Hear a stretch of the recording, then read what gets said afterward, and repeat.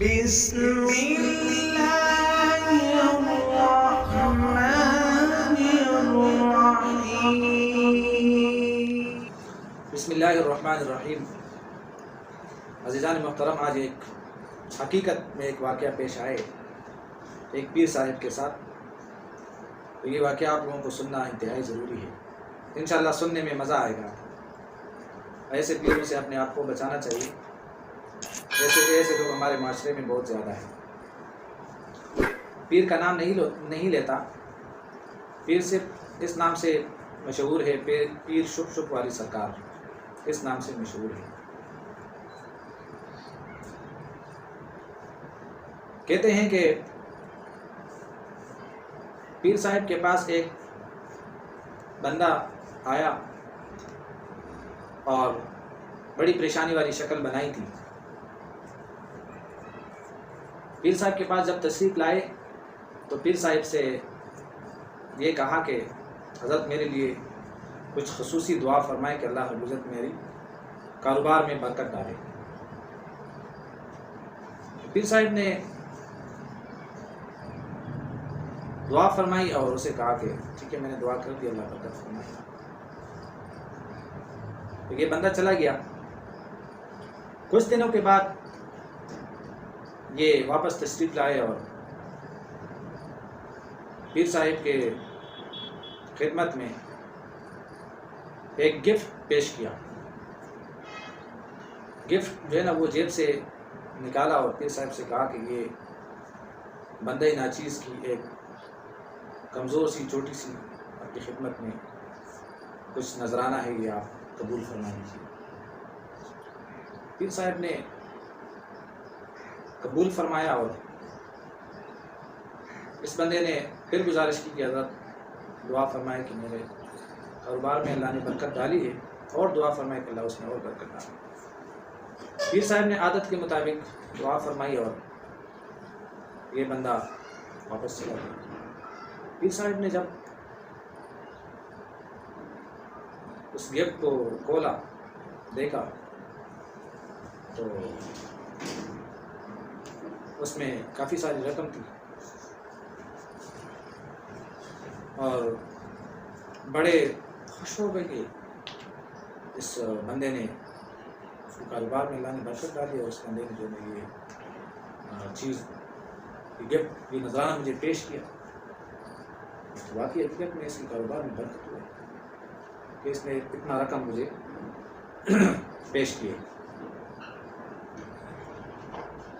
جب کچھ دن گزرے تو یہ بندہ پھر حاضر ہوا، پھر آیا پیر صاحب کی خدمت میں، اور اس وقت ایک اور گفٹ پیش کیا نذرانے کے طور پر، اور پیر صاحب سے کہا کہ حضرت آپ مزید دعا فرمائے کہ اللہ میری کاروبار میں اور برکت ڈالے، اور آپ کی دعاؤں کی بدولت جو ہے نا مجھے کافی سارا فائدہ ہوا ہے۔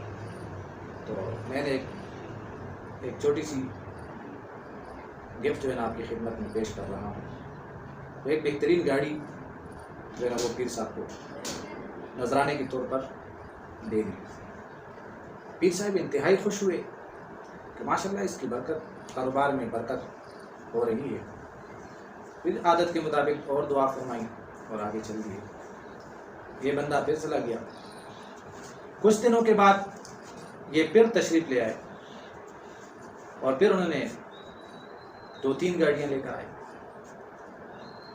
اور پیر صاحب کو پیش کی کہ حضرت یہ اللہ نے کاروبار میں مزید برکت ڈالے اور یہ نذرانے کے طور پر آپ قبول فرمائیں۔ پیر صاحب نے انکار کیے بغیر قبول فرما لیے اور بڑے خوش ہوئے کہ ماشاءاللہ ان کا کاروبار چمک رہا ہے، بڑا فائدہ ہو رہا ہے۔ لیکن اس وقت جو ہے نا پیر صاحب تھوڑی سی سوچ میں بھی مبتلا ہوئے کہ آخر یہ کاروبار کیا ہے کہ میں دعا کرتا ہوں کاروبار جو ہے نا وہ چمک جاتا ہے، آخر یہ ہے کیسا کاروبار؟ کاروبار کی بھی معلومات کروں اور اس میں جو ہے نا میں اپنا حصہ شامل کروں تاکہ مجھے بھی ایسے فائدے ہوتے رہیں۔ اب یہ تو نذرانے کے طور پر مجھے اتنی مہنگی مہنگی گاڑیاں پیش کر رہے ہیں، تو پتہ نہیں یہ خود کتنا کما رہا ہو۔ پیر صاحب لالچ میں آئے، انسان لالچی بہت ہے، تو پیر صاحب نے ان بندے سے کہا کہ آپ ایسا کریں کہ دعا بھی میری جاری ساری رہے گی، لیکن مجھے اس کاروبار میں شامل کریں۔ پھر آپ اتنا بڑا کاروبار کر رہے ہیں کہ اس میں اتنا آپ کو فائدہ ہو رہا ہے، تو مجھے بھی اس میں شامل کر لیں۔ تو انہوں نے کہا کہ حضرت بالکل آپ شامل ہوں گے تو میرے کاروبار کی تو اور جو ہے ترقی ہو جائے گی۔ تو پیر صاحب نے 2 کروڑ روپے پیش کیے۔ 2 کروڑ کی رقم کوئی چھوٹی رقم نہیں ہے۔ پیر صاحب نے کہا کہ یہ 2 کروڑ روپے آپ اس کاروبار میں ڈال دیں۔ اب پیر صاحب تو بہت متاثر ہوئے تھے کہ کاروبار کہ جب میرا مرید بنا ہے اور میرے ساتھ اتنا اچھا کر رہا ہے، تو اتنی مہنگی مہنگی گاڑیاں مجھے پیش کر رہے ہیں، تو پیر صاحب کا تو بڑا اعتماد آیا تھا، بڑا بھروسہ آیا تھا کہ بندہ تو بہت اچھا بندہ ہے۔ پیر صاحب نے 2 کروڑ روپے پیش کیے۔ کچھ دن گزرے تو پیر صاحب کے پیچھے کچھ لوگ آئے، ان کو پتہ چلا کہ یہاں پر گاڑیاں ہیں۔ پیر صاحب کے پاس جب لوگ آئے تو انہوں نے کہا کہ حضرت یہ آپ کے پاس گاڑیاں ہیں، یہ تو کافی دنوں سے غائب ہے، اور انہوں نے کہا کہ آج آ رہی کل آ رہی ہے، تو ابھی تک نہیں آئی، تو یہ آپ کے پاس ہے، تو یہ تو رینٹ کی گاڑیاں ہیں۔ ادھر پیر صاحب کا دماغ گم گیا، وہ کہا کہ میرے ساتھ تو ایسا مسئلہ ہوا ہے۔ تو وہ جو گاڑیاں اس کے پاس نذرانے میں پیش کرتے تھے وہ مرید صاحب، تو وہ رینٹ پر لاتا تھا گاڑیاں، اور پیر صاحب کو نذرانے میں پیش کرتا تھا۔ اور پیر صاحب کا اتنا اعتماد بھروسہ آیا کہ انہوں نے یہ نہیں دیکھا کہ کون ہے کون نہیں ہے، اور 2 کروڑ روپے اس کو پیش کیے۔ اب وہ بندہ پھر اس کے بعد نظر ہی نہیں آیا، نہ اس کا نذرانہ نظر آیا، نہ وہ خود نظر آیا۔ الٹا جو ہے نا پیر صاحب سے 2 کروڑ روپے بھی لے گئے، اور رینٹ کی گاڑیاں پیر صاحب کے حوالے کیے۔ تو یہ واقعہ آپ لوگوں کے ساتھ شیئر کرنا تھا۔ یہ حقیقت ہے، اور ہمارے اس ملک میں یہ واقعہ ہوا ہے، یہ زیادہ عرصہ بھی اس کا نہیں گزرا۔ اور پیر صاحب نے یہ واقعہ پھر کسی کو بتایا بھی نہیں، اور چپکے سے 2 کروڑ کا رونا دھونا وہ رضائی کے اندر کرتے رہے۔ اور اسی سوچ میں کہ اگر میں کسی مرید سے کہوں گا یا کسی بندے کے سامنے یہ بات لاؤں گا تو وہ تو یہ کہے گا کہ پیر صاحب کے ساتھ جو ہے نا فراڈ ہوا ہے۔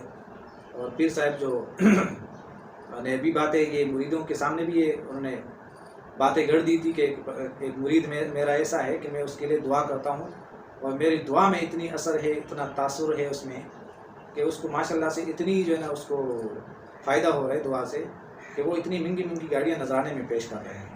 تو پیر صاحب نے تو پہلے سے اس بات کی جو ہے نا پوری فائدے بیان کیے تھے۔ یہ کہانی پہلے سے جو ہے نا باقی تمام مریدین کے سامنے تھی، ایسا مسئلہ ہو رہا ہے۔ کیونکہ جب ایسی واقعات ہوتے ہیں اور ایسے مرید ملتے ہیں اور ایسے فائدے ان کو ہوتے ہیں، پھر نذرانے میں وہ ایسی چیزیں پیش کرتے ہیں، تو اوروں کا بھی دل اس طرف مائل کرنے کے لیے یہ کہانی تو دل میں کوئی نہیں رکھتا، بیان کرتا ہے۔ اب پیر صاحب بس گیا، پھر سچا کہانی کسی کو بتا نہیں سکتے تھے، اور یہ جو الٹا کہانی ہوا تو یہ تو ان کے ساتھ پھر بڑا نقصان ہوا۔